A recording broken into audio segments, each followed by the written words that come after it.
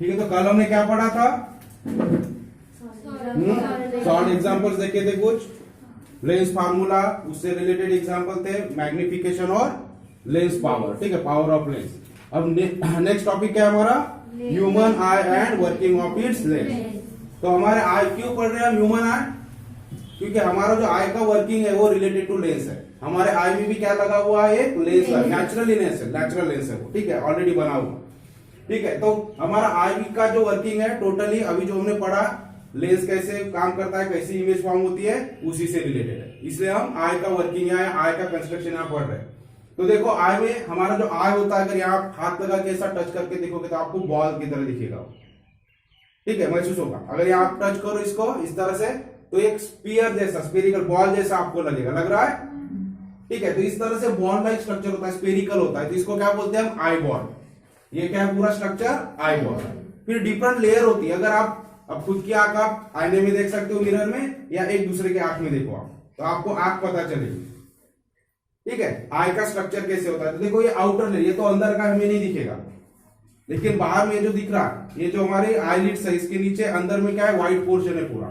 तो ये जो पूरा पोर्शन है व्हाइट, यहां से लेके यहां तक, इसको क्या बोलते हैं हम? स्क्लेरा।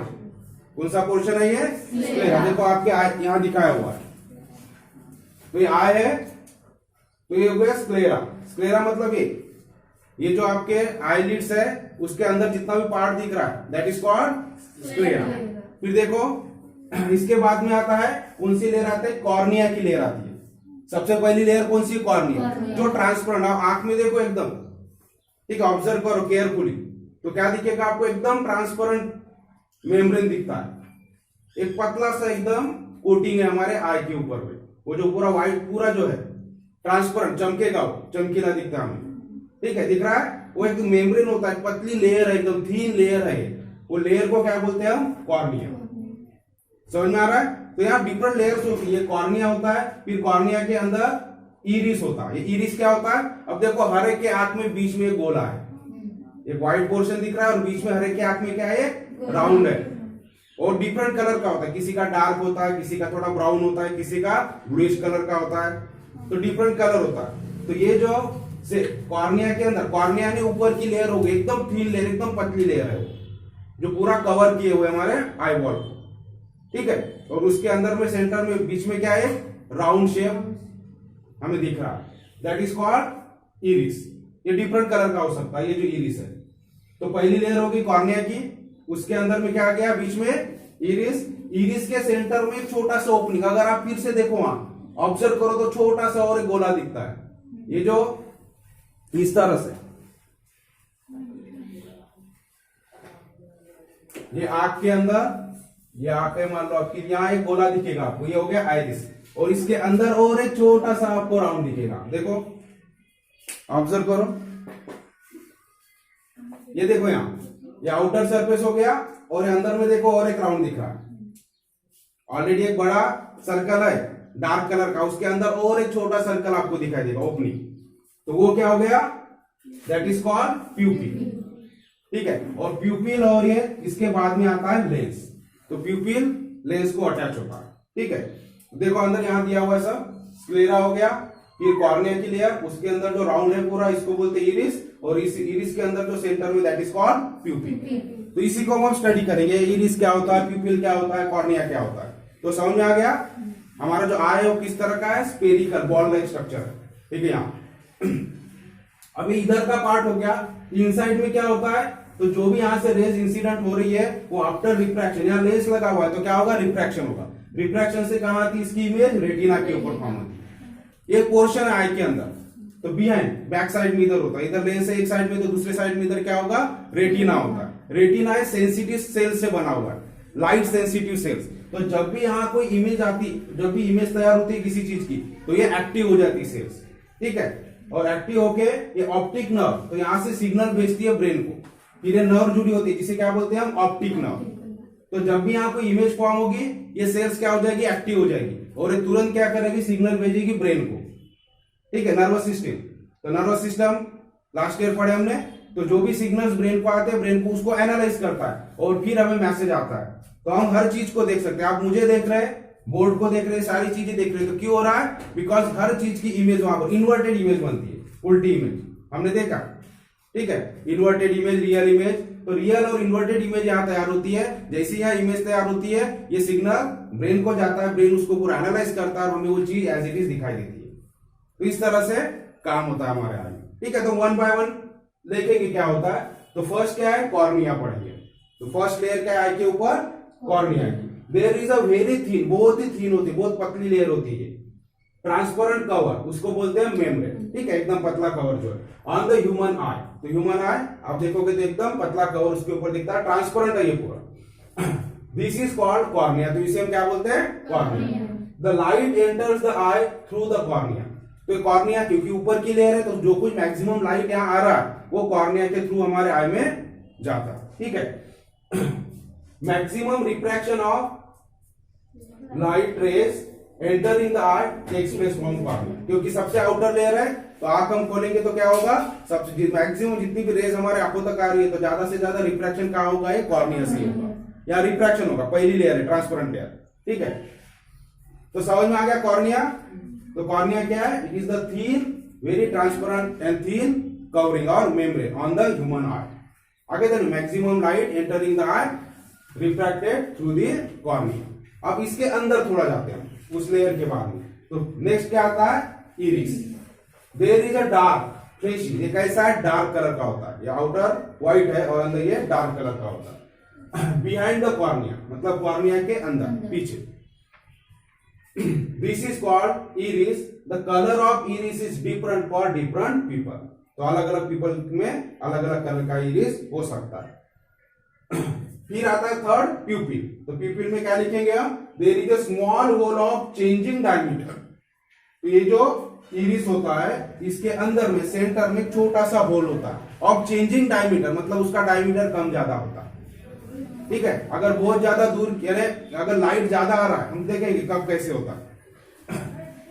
तो पहले समझ लो, there is a small hole of changing diameter at the centre of iris which is called pupil. तो प्यूपिल किसे कहते हैं? ये इरिस के सेंटर में एक छोटा सा होल होता है जिसकी डायमीटर कम ज्यादा। डायमीटर कम ज्यादा होना मतलब अगर वो इतना है होल, तो कभी बड़ा भी हो सकता है, कभी छोटा भी हो सकता है, उसको बोलते हैं डायमीटर कम ज्यादा होना। अब ये सर्कल है, ये सर्कुलर होता है, ठीक है। अब इसकी डायमीटर इतनी है, तो इसकी डायमीटर क्या हो गई? बड़ी हो गई। तो ये कम भी हो सकता है, बड़ा भी हो सकता है। तो ये क्या कंट्रोल करता है? ये कम ज्यादा होना मतलब इसकी डायमीटर चेंज होना। तो what it indicates? Controls the light. हमारे लेंस के ऊपर जो लाइट जा रहा है उसको क्या करता है? ये कंट्रोल करता है। छोटा हो जाएगा तो कम लाइट अंदर जाएगा, ठीक है, और एनलार्ज हो जाएगा तो जब उसका डायमीटर बढ़ जाएगा तो ज्यादा लाइट अंदर जाएगा। अब ज्यादा लाइट हमें कब चाहिए? जब ऑलरेडी लाइट कम हो बाहर, ठीक है। तो जब बाहर लाइट कम होगा, तो कम लाइट अगर हमारे इसमें आ रहा है, तो उस चीज को देखने के लिए क्या करेगा? अपना साइज बड़ा कर लेगा प्यूपिल। तो ज्यादा से ज्यादा रेज अंदर जाएगी तो हमें क्लियर दिखाई देगा। और अगर बहुत ज्यादा लाइट है, अब देखो आपके आंख के ऊपर एकदम लाइट डाले तो क्या होता है? आपकी आंखें एकदम, तो तब क्या करेगा? क्योंकि अमाउंट ऑफ लाइट ज्यादा है, तो उसको कम करने के लिए साइज क्या हो जाएगा? कम हो जाएगा, छोटा हो जाएगा। तो चेंजिंग डायमीटर होता है। तो एक होल होता है ये इरिस के सेंटर में, इनसाइड में, चेंजिंग डायमीटर वाला। तो इसे क्या बोलते हैं हम? प्यूपिल। क्या नाम इसका? प्यूपिल। अब करता क्या है? Pupil controls the amount of light entering the eye, ठीक है। Pupil controls the amount of light entering the eye, मतलब आई में जो भी लाइट एंटर हो रहा है उस लाइट को ये कंट्रोल करता है। कंट्रोल, अगर ये नहीं होता तो क्या होता? पूरा का पूरा लाइट आ रहा है हमारे इस पे, तो क्या होगा? लेंस को एडजस्ट होने में डिफिकल्ट हो जाता, ठीक है। इमेज बराबर फॉर्म नहीं होती। कम लाइट है तो बराबर में दिखता नहीं वो चीज, ठीक है। ज्यादा लाइट है तो भी मुश्किल हो जाता। इसलिए प्यूपिल अमाउंट ऑफ लाइट को जो एंटर हो रहा है आई में उसको कंट्रोल करता है। अब कैसे कंट्रोल करता है? If the light falling on the eye is too bright मतलब बहुत ज्यादा है लाइट, ज्यादा मतलब ब्राइट है एकदम, तो क्या होगा? If the light is too bright then pupil contracts. Pupil क्या होगा? कॉन्ट्रैक्ट। इसका कॉन्ट्रैक्शन और रिलैक्सेशन, कॉन्ट्रैक्ट मतलब सिकुड़ना और रिलैक्सेशन मतलब फैलना। इसकी डायमीटर चेंज होती है, मतलब इसका साइज कम ज्यादा हो सकता है। तो क्या होगा? When light is too bright, then pupil contracts so that the less amount of light can enter on the lens. तो ये किससे अटैच है? फिर यहां से लाइट कहाँ आएगा? लेंस के ऊपर आएगा. सो लाइट को कंट्रोल करता है. When there is a bright light, too bright light, then pupil contracts so that the less amount of light can enter and we can see the proper image. Similarly, if the light is dim का मतलब कमजोर light है, ठीक है, तो क्या होगा? उस वक्त ये प्यूपिल क्या करेगा? एक्सपांड हो जाएगा, एनलार्ज हो जाएगा या वाइडन हो जाएगा, फैल जाएगा, जिसकी वजह से ज्यादा लाइट एंटर हो पाएगा और हमें इमेज फॉर्म करने में लेंस को इजी हो जाएगा. सो दस प्यूपिल का काम क्या है? It controls the light entering the eye by contracting और रिलैक्सिंग. समझ में आ गया? तो यहां तक ये तीन हो गए हमारे. कौन सा हो गया? कॉर्निया, आउटर लेयर, उसके अंदर में इरिस और उसके अंदर में प्यूपिल. अब इसके अंदर क्या होता है? प्यूपिल किससे अटैच है? फिर अंदर में लेंस. अभी लेंस कैसा होता है? तो ये नेचुरली मेड है, ठीक है, ये कोई ग्लास का हम जो लेंस पढ़े उस तरह का नहीं है. तो ये किस तरह से है? There is a double convex transparent crystalline lens. तो डबल कॉन्वेक्स का मतलब क्या होता है? दोनों साइड में बल्जिंग आउटवर्ड, ठीक है.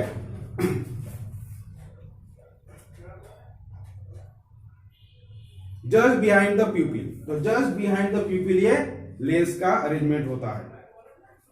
The lens provides small adjustment of the focal length to focus the image. This lens creates real and inverted image of an object on the screen inside the eye. तो pupil के behind में lens होता है. ये कौन सा lens होता है? डबल कॉन्वेक्स लेंस, ठीक है. कॉन्वेक्स लेंस यहाँ होता है. और किसका बना होता है? ट्रांसपेरेंट क्रिस्टलाइन मटेरियल से बना होता है, ठीक है. तो यहां तक समझ में आ गया.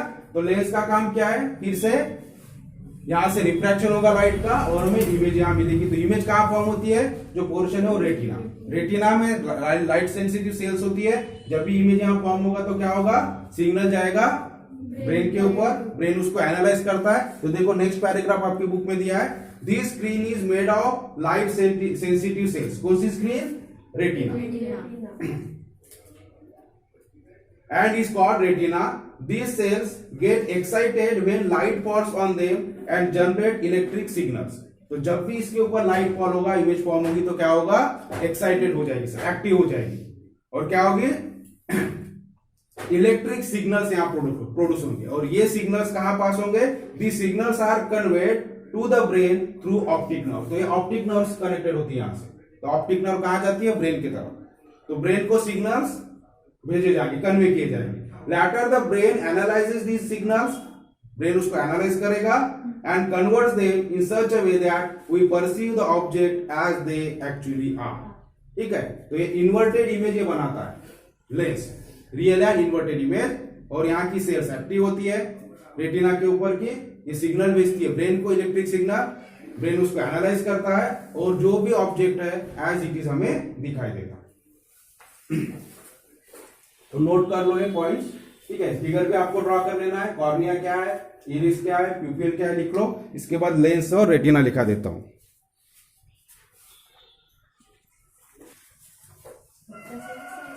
ठीक है. तो ये भी आपको नोट कर लेना है लेंस के बारे में. तो हमने ऑलरेडी एक्सप्लेन कर लिया लेंस क्या होता है. There is a transparent biconvex crystalline body located just behind the pupil. तो प्यूपिल के बिहाइंड अंदर में क्या होता है? एक बायकॉन्वेक्स क्रिस्टलाइन बॉडी होती है, ठीक है, नेचुरली मेड है. तो ये बॉडी को क्या बोलते हैं? हम लेंस बोलते हैं. It is a lens. This crystalline lens provides fine adjustment of focal length. ठीक है. तो ये जो लेंस होता है ये क्या प्रोवाइड करता है? फोकल लेंथ को चेंज करता है. तो हमें जो भी ऑब्जेक्ट देखना है, अब कुछ ऑब्जेक्ट एकदम नियर है, कुछ ऑब्जेक्ट बहुत फार लॉन्ग है, डिस्टेंस पे डिस्टेंट ऑब्जेक्ट है, लेकिन सारे ऑब्जेक्ट हम क्लियरली देख पाते हैं. आप मुझे भी देख रहे हो, आप विंडो से बाहर देख रहे हो तो बिल्डिंग दिख रही है, ट्रीज दिख रहे हैं और स्काईज में कुछ दिख रहा है. जितना आप लॉन्ग देखने की कोशिश करोगे आपको दिख रहा है. तो लॉन्ग डिस्टेंस का भी आप क्लियरली देख पा रहे हैं और जो शॉर्ट डिस्टेंस है ये भी आप क्लियरली देख पा रहे हैं. आप अपने बुक को भी पढ़ रहे हैं, लेटर्स पढ़ रहे हैं, उसमें वो भी क्लियर आप देख पा रहे हैं. मतलब इसका मतलब क्या है? अब लेंस तो एक ही है, लेकिन हम एक लेंस अगर हमारा सिंपल लेंस देखेंगे और इसमें अगर हम कोशिश करेंगे तो क्या होगा? इसकी एक फोकल लेंथ फिक्स है आगे दिन में. तो इसमें नियर ऑब्जेक्ट और हम अगर देखने की कोशिश करेंगे तो नहीं दिखेगा इसमें. जो ऑब्जेक्ट एक पर्टिकुलर पोजीशन पे वहां पे दिखेगा और बहुत ज्यादा लॉन्ग है तो नहीं दिखेगा। एक पर्टिकुलर पोजीशन पे यहाँ पे ऑब्जेक्ट हमें क्लियरली दिखाई देगा, ठीक है। लेकिन हमारी जो आई के अंदर जो लेंस होता है ये कैसा होता है, एडजस्टेबल होता है। आगे देखिए, इसमें हम सारी चीजें क्लियरली देख पाते हैं, लॉन्ग डिस्टेंस वाली भी चीजें देख पाते हैं और जो नियर बाय चीजें वो भी हम क्लियरली देख पाते हैं। समझ में आ रहा है? तो एडजस्टमेंट है यहाँ। तो this crystalline lens provides the fine adjustment of focal length. अब किसकी वजह से होता है एडजस्टमेंट? फोकल लेंथ की वजह से। फोकल लेंथ ज्यादा कर सकता है ये, फोकल लेंथ ये कम भी कर सकता है, ठीक है। तो हम देखेंगे कब इसकी फोकल लेंथ ज्यादा होती है, ठीक है, when it increases the focal length और when the focal length decreases. तो अकॉर्डिंग टू द ऑब्जेक्ट, ठीक है, the distance of object from the eye decide whether the lens of the eye will contract और relax, whether the focal length will decrease और focal length will increase. So it has a tendency or capacity, the human lens or the lens in the eye of the human have that tendency to change its focal length. तो fine adjustment है इसमें change करना। With the help of this adjustment, real and inverted image gets formed on the retina. तो with the help of this adjustment, adjust कर सकता है अपने आप को, जिसकी वजह से हमें क्लियर इमेज या रेटिना के ऊपर आती है और फिर रेटिना, ठीक है। तो फिर हम रेटिना के बारे में देखेंगे। तो रेटिना क्या है? Retina is light sensitive screen. एक स्क्रीन है जिसके ऊपर इमेज फॉर्म होती है आई के अंदर। लाइट सेंसिटिव, बहुत लार्ज नंबर ऑफ सेल्स से बनी हुई है और light sensitive cell. It consist of large number of light sensitive cells. Light sensitive का मतलब क्या होता है? हमारे डिफरेंट ऑर्गन में डिफरेंट टाइप की सेल्स होती है, उसी को वो रिस्पॉन्ड करती है। फॉर एग्जाम्पल स्किन के ऊपर जो सेल्स है, तो जो टच का हमें इंफॉर्मेशन मिलता है, ठीक है, एयर हमको कूल लग रही जो भी है तो सेंसेशन हमें आता है, तो उस टाइप की सेल्स है, उसलिए एक्टिव हो जाती है वो। अगर हॉट ऑब्जेक्ट को आप टच करोगे तो जो हॉटनेस को परस्यू करने वाली सेल्स एक्टिव हो जाएगी और वो आपको इंफॉर्मेशन देगी। उसी तरह से आप टंग के ऊपर डिफरेंट टेस्ट आपको लगती है, तो टेस्ट हमें क्यों होती है? वहां टेस्ट बर्ड्स होते हैं, मतलब सेल्स होती है जो डिफरेंट। अगर वो स्वीट टेस्ट है तो स्वीट टेस्ट वाली क्या होगी? सेल्स एक्टिव हो जाएगी। आगे ध्यान में, तो वो जो सेल एक्टिव हो रही है उस तरह से इंफॉर्मेशन सिग्नल कहां भेजती है? ब्रेन को। तो उसी तरह से आई के अंदर रेटिना के ऊपर लाइट सेंसिटिव, लाइट को रिस्पॉन्ड करने वाली सेल्स होती है, light sensitive sales. These cells get activated upon illumination. Illumination मतलब जो लाइट उसके ऊपर आएगा तो एक्टिवेट हो जाती है। They generate electric signal और इलेक्ट्रिक सिग्नल प्रोड्यूस करती है। These signals are passed by optic nerve to the brain. तो through optic nerve brain तक जाएगा signal. Then brain analyze the signal and converts them in such a way that we perceive the object as they actually are. तो जैसे वो object है वैसे हमें दिखाई देते हैं, ठीक है। अब हम देखेंगे कैसे एडजस्टमेंट करता है। जो लेंस है आई का वर्क कैसे करता है। हमें जब डिस्टेंट ऑब्जेक्ट देखना है तो किस तरह से होगा, और जब नियर बाय ऑब्जेक्ट है तो किस तरह से काम करेगा, ठीक है।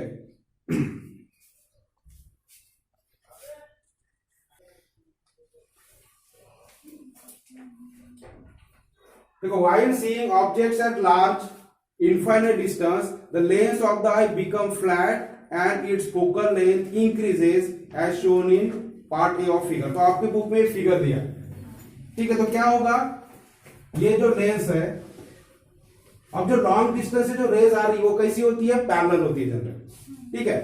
तो जब लॉन्ग डिस्टेंस पे कोई ऑब्जेक्ट है,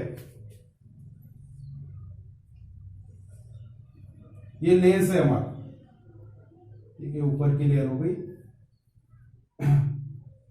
तो जो पैरेलल रेज आती है लॉन्ग डिस्टेंस से, तो हमारा लेंस क्या करता है? हमेशा इस इमेज को कहां फॉर्म करता है? रेटिना के ऊपर फॉर्म करता है। रेटिना के ऊपर अगर लेंस इमेज फॉर्म होगी तभी हमें क्लियर दिखाई देगा।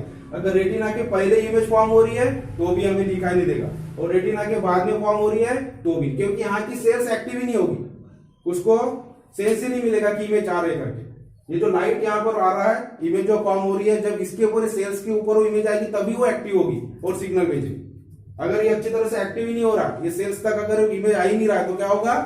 यहां से सिग्नल्स बराबर पास नहीं होंगे ब्रेन को और हम उसको एनालाइज नहीं कर पाएंगे क्या चीज है। इसलिए आप देखना, जब आंखें हमारी कमजोर हो जाती है, हम कमजोर तो पास का नहीं दिखता, किसी को दूर का नहीं दिखता, देख नहीं पाते हमारी आंखें बिकॉज ऑफ दिस। तो क्या होता है, जब लॉन्ग डिस्टेंस से रेज आ रही है तो आफ्टर रिफ्रैक्शन क्या होता है? इस तरह से यहां इमेज तैयार होती है। तो जहां रेज इंटरसेक्ट होती है वहां क्या होता है? इमेज फॉर्मेशन होता है। तो क्या होता है इस वक्त, इसका अब लॉन्ग डिस्टेंस पे ऑब्जेक्ट है, पैरेलल रेज आ रही है, तो पैरेलल रेज जब आती है तो कहां होता है, फोकस के ऊपर होता है। आफ्टर रिफ्रैक्शन कहां मिलती है रेज, फोकस के ऊपर, ठीक है। तो ये फोकल लेंथ क्या करना पड़ेगा, इसको इंक्रीज करना पड़ेगा, ठीक है, क्योंकि रेटिना पे ऊपर हमें इमेज फॉर्मेशन करना, तो फोकल लेंथ इंक्रीज करना। इंक्रीज कब होगी, अब अगर हम इसको इस तरह से कर देते, तो इस तरह से करेंगे तो क्या होगा, अगर मोटा होगा बीच में, अगर ज्यादा बल्जिंग होगा तो क्या होगा, इसकी फोकल लेंथ का, फोकल लेंथ यानी क्या होता है, distance between optical centre and principal focus. तो जितना ज्यादा कर्व होगा उतना इसका प्रिंसिपल फोकस क्या होगा, पास में होगा। जितना ज्यादा कर्व होगा उतना प्रिंसिपल फोकस क्या होगा, इसका नियर होगा। तो ये प्रिंसिपल फोकस को दूर करना है, क्योंकि ये इमेज कहां फॉर्म होती है, फोकस के ऊपर फॉर्म होती है, और फोकस हमें कहां चाहिए, रेटिना के ऊपर चाहिए। तो क्या होगा, इसको जितना कर्व होगा उतना फोकस पास में होगा, तो कर्व पोर्शन इसको क्या करना पड़ेगा, कम करना है, फ्लैट हो जाएगा। इसको क्या बोलेंगे हम, ज्यादा कर्व, और जैसे जैसे ऐसे होगा तो क्या होगा, फ्लैट होगा, ठीक है। तो फ्लैट होता है, तो फ्लैट होने से क्या होगा, फोकल लेंथ इसकी इंक्रीज होगी, मतलब इसका फोकस दूर जाएगा। आगे ध्यान में तो इसलिए देखो आपकी बुक में दिया है, while seeing object at large infinite distance, तो लार्ज इनफाइनाइट डिस्टेंस पे जो ऑब्जेक्ट है उसको अगर हमारी आंखें देखना चाहती है, तो lens of the I become flat, क्या हो जाएगा, ये फ्लैट हो जाएगा, ऊपर की तरफ खींचा जाएगा, ठीक है। आप एक फ्लेक्सिबल होता है थोड़ा सा, इसको ऊपर से दबाओ तो क्या होगा, कर्व हो जाएगा, और ऊपर खींचो तो क्या होगा, दोनों साइड से फ्लैट हो जाएगा। समझ में आ रहा है। तो उसी तरह से अगर इसको ऊपर से दोनों साइड से प्रेशर देंगे तो बीच में बल्ज आउट हो जाएगा, और इसको दोनों साइड से खींचेंगे तो क्या होगा, कॉन्ट्रैक्ट हो जाएगा, ठीक है। अब कॉन्ट्रैक्ट होना मतलब क्या होगा, इसकी रेडियस बढ़ जाएगी, रेडियस बढ़ेगा, रेडियस ऑफ कर्वेचर बोलते हैं, इंक्रीज हो जाएगा, रेडियस ऑफ कर्वेचर इंक्रीज हो जाएगा तो क्या होगा, फोकल लेंथ भी इंक्रीज हो जाएगी। तो इसलिए अब ये अब कैसे होता है एडजस्टमेंट, तो ये जो यहां पर आपको दिख रहा है मसल्स इसको अटैच है, तो ये जो लेंस होता है उसको दोनों साइड से कौन अटैच है, मसल्स अटैच होती है। कौन सी मसल्स होती है, सिलियरी मसल्स होती है। कौन सी मसल्स है ये, सिलियरी मसल। तो ये मसल्स क्या करती है, इस लेंस को एक तो ऊपर से प्रेशर डालेगी इस तरह से, तो क्या होगा, because of the pressure contraction होगा, तो ये क्या हो जाएगा, इसका साइज बड़ा हो जाएगा, यानी बीच में बल्जिंग हो जाएगा और फोकल लेंथ इसकी कम हो जाएगी। और जब दूर का ऑब्जेक्ट देखना होता है तो हमें फोकल लेंथ इंक्रीज करना है, तो मसल्स क्या करेगी, इसको स्ट्रेच कर दे, खींचेगी दोनों साइड, तो दोनों साइड से मसल इसको स्ट्रेच करेगी तो क्या हो जाएगा, थोड़ा फ्लैट हो जाएगा, जिसके वजह से इसका फोकल लेंथ इंक्रीज हो जाएगा। तो इस तरह से हमारा लेंस क्या करता है, काम करता है, आई का लेंस। तो जब भी डिस्टल ऑब्जेक्ट देखना है तो ये क्या हो जाएगा, फ्लैटन हो जाएगा, इसका फोकल लेंथ इंक्रीज हो जाएगा, तो रेटिना के ऊपर इसकी इमेज फॉर्म होगी। ये हो गया डिस्टेंट ऑब्जेक्ट के लिए। तो हमेशा ध्यान में रखना, जब भी डिस्टेंट ऑब्जेक्ट, डिस्टेंट यानी दूर का ऑब्जेक्ट, डिस्टेंट ऑब्जेक्ट हमें आई को देखना होता है तो हमारा लेंस क्या होता है, फ्लैटन हो जाता है, और अपना फोकल लेंथ क्या करता है, ये इंक्रीज कर लेता है। हमने देखा कि फोकल लेंथ इंक्रीज करता है, डिक्रीज करता है। अब सेकंड कंडीशन, जब नियर बाय ऑब्जेक्ट देखना है, पास वाला ऑब्जेक्ट देखना है आई को, तो क्या करेगा, ये पास वाला ऑब्जेक्ट देखना है तो क्या करना है, क्योंकि पास वाले ऑब्जेक्ट की रे पैरेलल नहीं आएगी, ये किसी एंगल से आएगी, ठीक है। जो इसी को अगर मान लो यहां पर ये ज्यादा इस तरह से फ्लैट नहीं हो रहा है और इस तरह से, तो क्या होगा, ये जो पैरेलल रेज आ रही है तो एंगल जिसका फोकस यहीं पे आ जाएगा, ठीक है। अगर ज्यादा बीच में फ्लैट बड़ा हुआ रहेगा तो क्या होगा, फोकस यहीं पे आ जाएगा, तो इमेज यहां फॉर्म होगी, तो हमें क्लियर इमेज इसकी नहीं मिलेगी। तो ये एडजस्ट करने के लिए क्या होता है, फ्लैट हो जाता है, ये मसल्स इसको ऊपर खींच लेती है, तो जिसकी वजह से लेंस फ्लैट जैसा हो जाता है, ठीक है। और फोकल लेंथ इंक्रीज हो जाती है तो बराबर ये फोकस थोड़ा दूर चले जाता है, तो यहां हमें इमेज इसकी मिलती है। ये डिस्टेंट ऑब्जेक्ट है।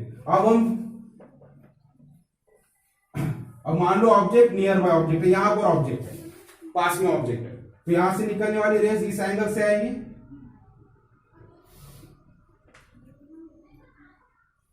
तो अगर ये फ्लैट है तो क्या हो जाएगा, ऑलरेडी फ्लैट होने से फोकल लेंथ दूर है तो और ये दूर चला जाएगा, तो क्या होगा, इससे जो इमेज फॉर्मेशन हो रहा है वो रेटिना के बाहर जा रहा है, रेटिना के ऊपर नहीं आ रहा, तो जिसके वजह से भी हमें क्या होगा, क्लियर इमेज नहीं दिखाई देगी। तो अब हमें क्या करना है, ये जो फोकस है इसको पास में लाना है, तो पास में लाने के लिए क्या होना चाहिए, वो जो लेंस है वो क्या हो जाएगा, अपना साइज क्या बीच में क्या होगा, इंक्रीज हो जाएगा। मतलब जो फ्लैट हो रहा है तो फिर से राउंडेड हो जाएगा, ज्यादा राउंडेड हो जाएगा। तो ऐसे वक्त क्या करेगी हमारी मसल्स, क्या करेगी, सिलियरी मसल इसको ऊपर से प्रेस करेगी। तो ये प्रेस करने से क्या होगा, ये बीच में बल्ज आउट हो जाएगा और उसकी वजह से उसका फोकल लेंथ डिक्रीज होगा। तो डिक्रीज होने से क्या होगा, ये जो बाहर फोकल लेंथ जा रही तो ये बराबर यहाँ रेटिना के ऊपर आ जाएगी। तो समझ में आ रहा है। तो जब भी नियर बाय ऑब्जेक्ट दिखना होता है, so while seeing nearby object the lens becomes more rounded, तो more rounded हो जाएगा वो, ठीक है, more rounded हो जाएगा फ्लैट की जगह। and its focal length decreases as shown in part B of the figure. This way we can see object clearly irrespective of their distance. तो कितने भी डिस्टेंस पे ऑब्जेक्ट हो, irrespective of the distance हम उस object को clearly देख सकते हैं because of the fine adjustment of our lens. तो इस तरह से लेंस का एडजस्टमेंट होता है with the help of muscles.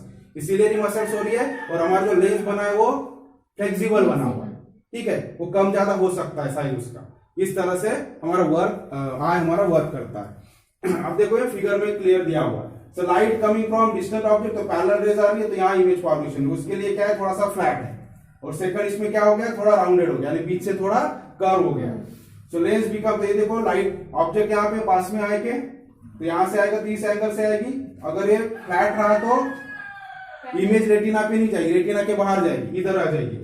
तो रेटिना पे इमेज नहीं आ रही, मतलब हमें इमेज क्लियर नहीं मिलेगी, दिखेगी नहीं, वो ऑब्जेक्ट बराबर नहीं दिखा। इसलिए यहां लाने के लिए बराबर एडजस्टमेंट करता है, अपने आप एडजस्ट होता है, हमारी मसल्स अपने आप एडजस्ट कर लेती है उसको, ठीक है, बहुत फास्ट प्रोसेस होता है। अब देखो, लेकिन यहां भी एक कंडीशन है। अब हमने बोला कि डिस्टेंट ऑब्जेक्ट देख सकता है, लेकिन एक लिमिट तक ही फ्लैट कर सकता है, ठीक है। अब जितना डिस्टेंट ऑब्जेक्ट है, जितना दूर का ऑब्जेक्ट है, उतना ही क्या होते जाएगा, फ्लैट होते जाएगा। लेकिन एक लिमिट तक ही होगा, उसके आगे नहीं हो पाएगा। एक लिमिट तक वो फ्लैट होगा, एक लिमिट तक ये सिलियरी मसल्स इसको स्ट्रेच करेगी, उसके ऊपर नहीं हो पाएगा। इसलिए हम कुछ लिमिट तक ही देख पाते, दूर की चीजें दिखती तो है, लेकिन एक लिमिट तक ही दिखेगी, आपको उसके आगे का हमें नहीं दिखाई देगी। क्यों ऐसा होता है, क्योंकि हमारे लेंस की जो कैपेसिटी है फ्लैट होने की, वो एक लिमिट तक है। उसी तरह से जो राउंडेड होने की कैपेसिटी, ये भी एक लिमिट तक है, उसके आगे फिर वो राउंड नहीं हो सकता, ठीक है। ये जो मसल्स है एक लिमिट तक इसको स्ट्रेच कर सकती, तो स्ट्रेच करेगी तो ये फ्लैट होगा, और एक लिमिट तक ही इसको प्रेस कर सकती है तो ये राउंडेड होगा, उसके बाहर में। तो ये लिमिट क्या होती है वो हम देखेंगे। The focal length of a lens decreases while viewing the nearer object and the lens becomes thick. This gives sharp image of nearby object on the retina. The ability of the lens of adjusting focal length is known as power of accommodation. तो यहाँ एक नया term आ जाता है, power of accommodation. The capacity of the lens to change its focal length as per need called its power of accommodation. तो ये capacity है, power of accommodation यानी क्या होता है, it is the capacity of the lens to change its focal length. तो अपनी focal length को चेंज करने की जो लेंस की कैपेसिटी है, एज पर द नीड के हिसाब से, कि हमें डिस्टेंस ऑब्जेक्ट देखना है, ये ऑब्जेक्ट यहाँ है, इसके आगे वाला ऑब्जेक्ट, फिर आप बैठे हो और दूर वाला ऑब्जेक्ट, तो डिफरेंट डिस्टेंस पे ऑब्जेक्ट है, लेकिन सारे ऑब्जेक्ट हम क्लियरली देख पा रहे हैं। तो क्यों देख पा रहे हैं सारे object, because of the fine adjustment of this lens, ठीक है। तो ये कैपेसिटी है, the capacity of the lens to change its focal length. तो ये लेंस क्या कर रहा है, अपनी कंटिन्यू फोकल लेंथ चेंज कर रहा है, कभी ज्यादा कभी कम, कभी ज्यादा कभी कम, एज पर द नीड, जैसे नीड है, जैसे ऑब्जेक्ट जितने डिस्टेंस पे, उस हिसाब से, ताकि क्लियर इमेज हमें रेटिना के ऊपर मिल सके। सो दिस कैपेसिटी, ये जो कैपेसिटी है लेंस की, that is known as power of accommodation, यानी वो हमारे आई के लेंस का पावर है अकोमोड होने। अकोमोड होने मतलब एडजस्ट होना, ठीक है, अपने आप को एडजस्ट कर लेना, उसको बोलते हैं हम अकोमोडेशन। तो ये जो कैपेसिटी है एडजस्ट होने की, according to the need, focal length को एडजस्ट करने की जो लेंस की कैपेसिटी है, that is known as power of accommodation. Although the elastic lens can change its focal length to increase और decrease, it can not do so beyond the limit. एक limit के ऊपर वो नहीं कर सकता, ठीक है। इंक्रीज करना फोकल लेंथ और डिक्रीज करना है, दोनों कैपेसिटी है, लेकिन एक लिमिट तक ही वो इंक्रीज कर सकता है फोकल लेंथ, और एक लिमिट तक ही वो डिक्रीज कर सकता है। अब ज्यादा हो गया तो क्या हो गया, और कम हो गया तो क्या होगा, हम देखेंगे। अगर लिमिट के बाहर हो रहा है, कितने लिमिट तक, मिनिमम कितने लिमिट तक वो कॉन्ट्रैक्ट हो सकता है, ये हम देखेंगे। तो देखो यहाँ पैराग्राफ में दिया हुआ है बॉक्स में, the minimum distance of an object from a normal eye at which it is clearly visible without stress on the eye is called the minimum distance of distinct vision. तो next definition क्या आती है power of accommodation के बाद में minimum distance of distinct vision. Distinct है ना एकदम क्लियरली हम अलग अलग देख सकते हैं हर चीज को, उसको बोलते हैं डिस्टिंक्ट. मिनिमम डिस्टेंस कम से कम डिस्टेंस कितना होना चाहिए. अब देखो आप बुक लो और अपने आई के एकदम पास में लो करके देखो क्या आप पढ़ पाओगे क्लियरली. डिस्टिंक्ट यानी क्लियर एक एक अल्फाबेट क्या आप देख सकते हो पढ़ सकते हो. हाँ और आपके एकदम पास में ले नहीं पढ़ सकते. क्यों नहीं पढ़ सकते? क्योंकि ऑब्जेक्ट अभी बहुत पास में हमारे आंख के जो लेंस के बहुत नियर है. जो अल्फाबेट्स है ये सारे जो वर्ड है ये एकदम नियर है. तो हम क्या होगा उसकी इमेज क्या होगी अभी अब आई उसको एडजस्ट करने की कोशिश कर रहा है. लेंस अपनी फोकल लेंथ क्या कर रहा है डिक्रीज कर रहा है कंटिन्यू डिक्रीज कर रहा है लेकिन एक लिमिट तक ही डिक्रीज करेगा. ठीक है अब यहां हमने ऑब्जेक्ट ले लिया लेकिन क्या कर रहा है हमारी आई की लेंस की कैपेसिटी अब नहीं है और ज्यादा डिक्रीज कर देगी. तो जिसकी वजह से क्या होगा जो इमेज जो फॉर्म होना था रेटिना पे नहीं हो रही हो इधर जा रही है. जिसकी वजह से ये जो लेटर्स है अल्फाबेट से हम क्लियरली नहीं देख पा रहे. अब थोड़ा थोड़ा डिस्टेंस इंक्रीज करते जाओ तो एक पर्टिकुलर पॉइंट आएगा जहां से हमें क्या होगा क्लियर दिखना चाहिए. डिस्टिंक्ट एकदम क्लियर एक एक अल्फाबेट हम क्लियरली देख सकते हैं. इसका मतलब क्या हुआ कि ये एक पर्टिकुलर डिस्टेंस है हमारे लेंस से या आई से जहां से हम क्लियर देख सकते हैं. इससे कम डिस्टेंस होगा तो क्लियर नहीं दिखेगा. तो इससे ज्यादा ही डिस्टेंस होगा तो ये मिनिमम डिस्टेंस हो गया जहां से हम ऑब्जेक्ट को क्लियरली देख सकते हैं. समझ में आ गया. मिनिमम कम से कम डिस्टेंस इतना होना ही चाहिए. इसके कम अगर डिस्टेंस होगा तो हमारी आई उसको नहीं देख पाएगी. लिमिट है आई की लेंस की कॉन्ट्रैक्ट होने की. इसके ज्यादा कॉन्ट्रैक्ट को लेंस नहीं होगा. तो ये जो मिनिमम डिस्टेंस है जहां से हम क्लियरली ऑब्जेक्ट को डिस्टिंक्टली देख सकते हैं उसे क्या बोलते हैं minimum distance of distinct vision. समझ में आ गया. Minimum distance of distinct vision यानी क्लियरली ऑब्जेक्ट को देखने का विजन का मिनिमम डिस्टेंस. तो ये कितना होता है वो भी दिया है. The position of the object at this distance is called the near point of the eye. और इस डिस्टेंस पे जो मिनिमम डिस्टेंस पे ऑब्जेक्ट होता है जहां से उसको हम क्लियरली देख सकते हैं इससे कम डिस्टेंस पे हम नहीं देखेंगे. तो ये जो मिनिमम डिस्टेंस है इसे क्या बोलेंगे हम near point of the I. For a normal human आई जो नॉर्मल ह्यूमन आई होती है इसमें कोई डिफेक्ट नहीं है. तो normal human eye the near point is at 25 centimetre. तो नियर पॉइंट हमारे आई से अगर 25 सेंटीमीटर पे रखेंगे तो हमें क्लियर दिखाई देगा. 25 सेंटीमीटर से हम कम करेंगे डिस्टेंस तो हमें clear. Distance of distinct vision क्या है हमारे आई का 25 सेंटीमीटर. ठीक है फिल इन द ब्लैंक्स है. वन मार्क क्वेश्चन वगैरह इसमें आते हैं question. The farthest distance of an object from a human eye at which it is clearly visible without trace on the eye is called farthest distance of distinct vision. तो जिस तरह से minimum distance of distinct vision है वैसी farthest यानी ज्यादा से ज्यादा कितने दूर का देख सकते हो. अब मिनिमम डिस्टेंस भी क्या है minimum distance of distinct vision क्या है तो विदाउट ट्रेस हमारे आंखों को बिना ट्रेस किए.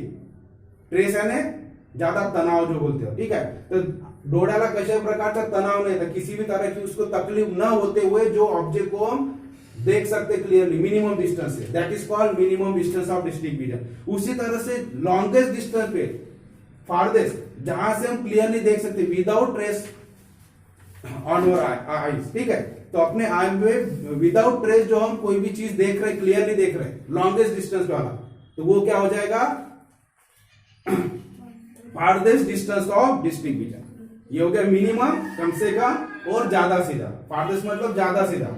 ठीक है the farthest distance of distinct vision. The position of the object at this distance is called the far point of the eye.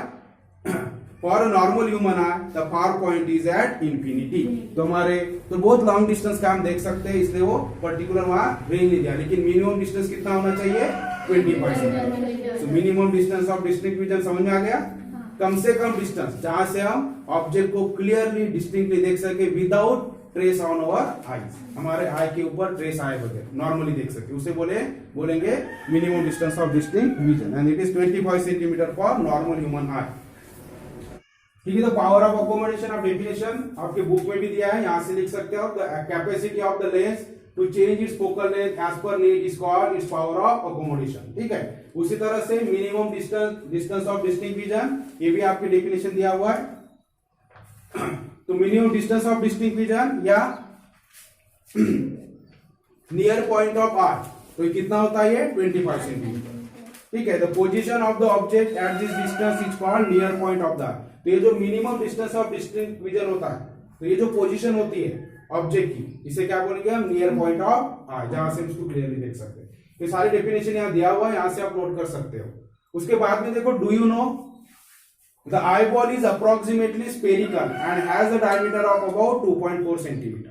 तो ये जो हमारा आई बॉल है, ये कैसा है, पहले बताया स्पेरिकल, तो नियरली स्पेरिकल होता है ये, और इसका डायमीटर कितना है, मतलब ये जो डायमीटर है ये कितना होगा, 2.4 centimetre. The working of the lens in human eye is extremely important. The lens can change its focal length to adjust and see object at different distance. In a relaxed state, the focal length of the healthy eye is 2 centimeter. तो जो relax I होती है, normal आई होती है, तो उसमें focal length कितनी है, 2 सेंटीमीटर। ठीक है, the other focus of the eye is on the retina. तो रेटिना के ऊपर फोकस होता है।